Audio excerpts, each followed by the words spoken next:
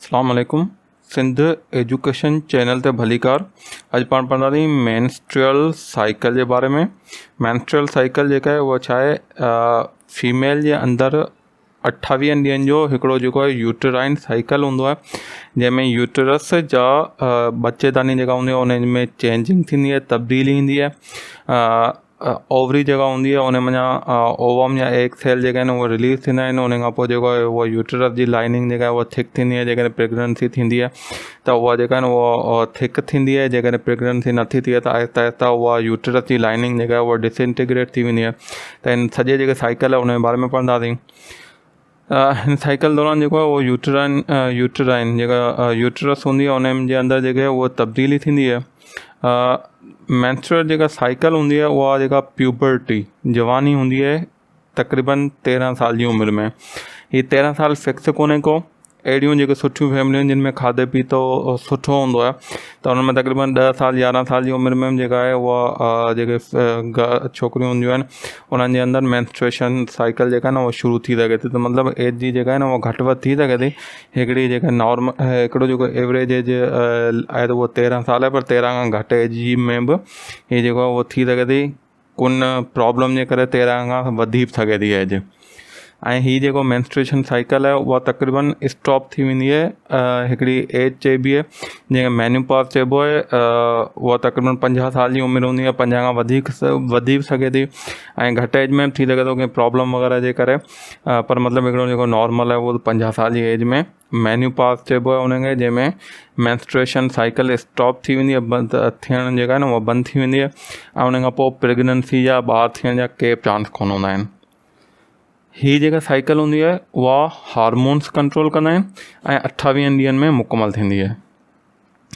हिन साइकिल जा जेके आहिनि उहे 4 फेज़ आहिनि, मेंस्ट्रुएशन और एम फेज़। ॿियो पहिरियों जेको आहे उहो मेंस्ट्रुएशन या एम फेज़ आहे, हीअ तक़रीबन 5 ॾींहं हलंदो आहे। ॿियो जेको आहे न फॉलिकल या फॉलिकुलर बि चइबो आहे, और एफ फेज़। हीअ जेको फेज़ आहे उहो तक़रीबन 7 ॾींहं हलंदो आहे, 6 ॾींहं खां वठी 12 ॾींहंनि ताईं।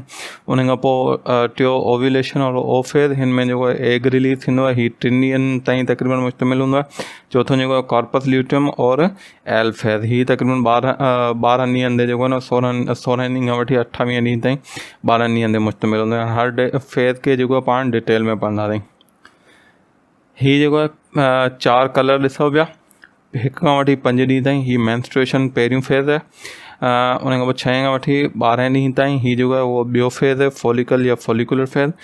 टियों जेको फेज़ आहे 13 ॾींहं 14 ॾींहं 15 ॾींहं 3 ॾींहंनि ते मुश्तमिल आहे, ओव्यूलेशन फेज़ चइबो आहे। चौथों फेज़ 16 ॾींहं खां वठी 28 ॾींहं ताईं 12 ॾींहंनि ते मुश्तमिल आहे, कॉर्पस ल्यूटियम या एल फेज़ चइबो आहे। पहिरीं फेज़ मेंस्ट्रुएशन या एम फेज़। हिन फेज़ में छा थींदो आहे, हिकिड़ो हार्मोन हूंदो आहे जेको यूटरस जी वायल खे मज़बूत कंदो आहे, जंहिंखे प्रोजेस्टेरॉन चइबो आहे। उहो रिलीज़ थियणु स्टॉप थी वेंदो आहे जेॾीमहिल ख़बर पवंदी आहे प्रेगनेंसी कान थी आहे। त उन में जेको रत हूंदो आहे ऐं उन खां सवाइ जेका एंडोमेट्रियम यूटरस जी जेका अंदरी वाल जी जेका लाइनिंग हूंदी आहे उहा जेका आहे उहा टुटंदी आहे, ब्रेक थींदी आहे ऐं उहा रत सां गॾु वेजाइना जेका औरतुनि जे जिस्म जी ॿाहिरीं ओपनिंग हूंदी आहे उन जे थ्रू जेको आहे उहो ही ख़ारिज थियणु शुरू थींदी आहे। मेंस्ट्रुएशन जेका आहे उहा तॾहिं थींदी आहे जॾहिं जिस्म खे ख़बर पइजी वञे त प्रेगनेंसी जेका आहे उहा कान थी आहे। हिन में छा ईंदो, प्रोजेस्टेरॉन जी पहिरीं ॿुधायो त हीअ सीक्रेशन हिन जी स्टॉप थी वेंदी आहे ऐं एंडोमेट्रियम ब्रेक थी ऐं रत सां गॾु जेका आहे उहा जिस्म खां ॿाहिरि वहंदी आहे। हीअ जेको फेज़ आहे उहो तक़रीबन 5 ॾींहंनि ते मुश्तमिल हूंदो आहे, पहिरें ॾींहं खां वठी 5 ॾींहं ताईं। हिन में हाणे हीअ एंडोमेट्रियम हीअ यूटरस आहे जंहिंखे बच्चेदानी चइजे ऐं हिन जी जेका अंदरी वाल हूंदी आहे हीअ जेका हिन खे मज़बूती ॾींदी आहे, इन खे एंडोमेट्रियम चइबो आहे। एंडोमेट्रियम जेका आहे न उहा ख़ासि तौर ते जेको प्रेगनेंसी दौरान जेको ॿारु हूंदो आहे थींदो आहे माउ जे अंदरि, उन खे सपोर्ट ॾियण जे लाइ हिन जो थिक हुजणु मज़बूत हुजणु लाज़मी आहे। त हीअ पहिरीं मज़बूत थींदी आहे, पर जंहिंमहिल ख़बर पवंदी आहे त प्रेगनेंसी कान थी आहे त उन खां पोइ वरी हीअ जेको आहे सो ब्रेक थींदी आहे, टुटंदी आहे ऐं ब्लड सां गॾु जेको आहे उहो फ्लो ऑफ करे हीअ सर्वाइक्स उन खां पोइ वेजाइना जे थ्रू जिस्म खां ॿाहिरि एक्सक्रीट आउट थी वेंदी आहे। ॿियो फेज़ फॉलिकल या एफ फेज़। हिन में जेके फॉलिकल हूंदा आहिनि ओवरी मां रिलीज़ थींदा आहिनि, उन मां हिकिड़ो जेको फॉलिकल आहे उहो मैच्योर थी एग रिलीज़ कंदो आहे। त हाणे जेको आहे न मेंस्ट्रुएशन फेज़ जीअं एंड थींदो त फॉलिकल फेज़ जेको आहे न उहो शुरू थींदो आहे, उन में ओवम या एग सेल जेको आहे उहो रिलीज़ थींदो। हिन फेज़ में छा थींदो जो काफ़ी सारा फॉलिकल जेके आहिनि उहे रिलीज़ थींदा, पर उन मां हिकिड़ो फॉलिकल जेको आहे न उहो मैच्योर थी एग रिलीज़ कंदो, जंहिंखे ग्राफियन फॉलिकल चइबो आहे। हिन फेज़ ही जेको फेज़ आहे उहो शुरू थींदो FSH फॉलिकल स्टिमुलेटिंग हार्मोन। ही पिट्यूटरी ग्लैंड जेको ब्रेन सां ई कनेक्टेड आहे, ब्रेन में सां गॾु मौजूदु आहे, उन पिट्यूटरी ग्लैंड मां FSH हार्मोन जेको आहे उहो रिलीज़ थींदो। ऐं ही जेके ओवरी आहे उन जे अंदरि जेके डीजनरेटेड फॉलिकल हूंदा आहिनि, ब्रेक थियल फॉलिकल हूंदा आहिनि, उन्हनि खे स्टिमुलेट कंदो आहे ॿिए हार्मोन जी रिलीज़ लाइ, जेको ओवरी जो पंहिंजो आहे, जंहिंखे ईस्ट्रोजिन चइबो आहे। त ईस्ट्रोजिन जेको आहे उहो FSH पिट्यूटरी ग्लैंड मां रिलीज़ थींदो ऐं हीउ स्टिमुलेट कंदो ओवरी खे त जेके डीजनरेटेड फॉलिकल हूंदा आहिनि उन मां ईस्ट्रोजिन जेको आहे उहो रिलीज़ कराए। ईस्ट्रोजिन जी जेॾी महिल क्वांटिटी वधी वेंदी आहे, सीक्रेशन वधी वेंदी आहे, त हीउ जेको आहे फीडबैक मैकेनिज़म थ्रू FSH जी लेवल जेको आहे उहो घटाईंदो आहे। ऐं हीउ जेको आहे उहो यूट्राइन जेका वाल हूंदी आहे, जंहिंखे पाण एंडोमेट्रियम चऊं था, उनखे थिक करणु शुरू कंदो आहे। उन खां पोइ जेॾी महिल FSH जी लेवल घटिजी वेंदी आहे ऐं ईस्ट्रोजिन जी लेवल वधी वेंदी आहे, त इहा लेवल जेका आहे उहा फीडबैक मैकेनिज़म थ्रू ॿिए हार्मोन खे स्टिमुलेट कंदी आहे, जंहिंजो नालो आहे LH ल्यूटिनाइज़िंग हार्मोन। हीउ बि पिट्यूटरी ग्लैंड मां रिलीज़ थींदो आहे ऐं हीउ जेको आहे त मतिलबु FSH जी लेवल घटि बि, ईस्ट्रोजिन जी लेवल वधंदी, वधियल ईस्ट्रोजिन जी level feedback mechanism through LH जी लेवल जेका आहे उहा वधाईंदी। हाणे हीउ फॉलिकल फेज़ आहे 6 ॾींहं खां वठी 12 ॾींहं ताईं 7 ॾींहंनि ते जेको आहे तक़रीबन मुश्तमिल हूंदो आहे। हिन दौरान जेको फॉलिकल आहे, हिकिड़ो फॉलिकल, काफ़ी सारा फॉलिकल रिलीज़ थींदा आहिनि, पर मैच्योर सिर्फ़ु हिकिड़ो फॉलिकल थींदो आहे। त हिन दौरान फॉलिकल जेको आहे उहो ओवरी जे अंदरि मैच्योर थींदो आहे। हाणे जेको फीमेल आहे उनजे में ॿ जेके आहिनि ओवरीज़ हूंदियूं आहिनि, लेफ़्ट साइड ते ऐं राइट साइड ते। त जेको फॉलिकल मैच्योर थिए उहो या रिलीज़ थिए, उन खां पोइ मैच्योर थिए, उहो हिन ओवरी मां बि थी सघे थो, हिन मां बि थी सघे थो। पाण हिन साइड ते ॾेखारियल, पर कंहिं बि ओवरी मां जेको आहे न उहो फॉलिकल जेको आहे न उहो हिकिड़ो मैच्योर थी सघे थो। ऐं मैच्योर थी ऐं हिन मां मैच्योर थी हितां ओविडक्ट में रिलीज़ थी सघे थो, हिन मां मैच्योर थी हितां ओविडक्ट में रिलीज़ थी सघे थो। त उहा का बि पाबंदी कान्हे किथां जेको आहे न उहो रिलीज़ थी सघे थो। हिते पाण वटि जेको आहे उहो हिन लेफ़्ट साइड ते ॾेखारियल आहे। उन खां पोइ टियों ओव्यूलेशन फेज़ आहे। ओव्यूलेशन फेज़ हिन मां नाले मां ज़ाहिर आहे त हिन में जेको हिकिड़ो जेको फॉलिकल जेको मैच्योर थियो आहे, उहो मैच्योर फॉलिकल जेको आहे उहो हिकिड़ो ओवम जेको आहे उहो रिलीज़ कंदो। रेयर चांसिस में हिकिड़े खां वधीक जेके ओवम आहे उहो रिलीज़ थींदा आहिनि, पर महीने में सिर्फ़ु हिकिड़ो ओवम जेको आहे फीमेल जे अंदरि मैच्योर थींदो आहे ऐं हिकिड़ो ई रिलीज़ थींदो आहे। रेयर चांसिस, तमामु रेयर चांसिस में 2 या 2 खां वधीक जेका आहे न उहो ओवम रिलीज़ थी मैच्योर थींदा आहिनि। हाणे मैच्योर एग जेको आहे उहो रिलीज़ थींदो ऐं ओविडक्ट जे अंदरि दाख़िल थींदो। हीउ जेको फेज़ आहे उहो इनिशिएट जेको थींदो उन में जेका LH जी लेवल, पाण पहिरें हिन खां पहिरीं फेज़ में बि ॾिठो त FSH जी लेवल घटि बि ईस्ट्रोजिन जी लेवल वधण जे करे, ऐं वधियल ईस्ट्रोजिन जी लेवल जेका आहे उहो LH खे पिट्यूटरी ग्लैंड मां सीक्रेट कराईंदी, रिलीज़ कराईंदी। त हाणे हिन फेज़ में LH जी लेवल जेका आहे उहा वधियल हूंदी। ओव्यूलेशन फेज़ 13, 14 ऐं 15 ॾींहं ते, मतिलबु जेको एग जेको आहे उहो हिननि ॾींहंनि में रिलीज़ थींदो आहे। हाणे हीउ ॾिसो पिया, जेको फॉलिकल आहे, फॉलिकल मां मैच्योर एग जेको आहे उहो रिलीज़ थी वियो। त हीअ जेके ॾींहं हूंदा आहिनि 13, 14, 15, जेकॾहिं पाण मेंस्ट्रुएशन मतिलबु जेको पहिरियों ॾींहुं ब्लीडिंग वारो काउंट करियूं, त उन खां पोइ जेको 13, 14 ऐं 15 ॾींहं आहे त उन में एग रिलीज़ थींदो आहे। ऐं हीअ जेके ॾींहं हूंदा आहिनि इन्हनि में प्रेगनेंसी थियण जा, जेको ॿार थियण जा, जेका थियण जा उहे चांस जेके आहिनि उहे हिननि ॾींहंनि में ई वधीक हूंदा आहिनि।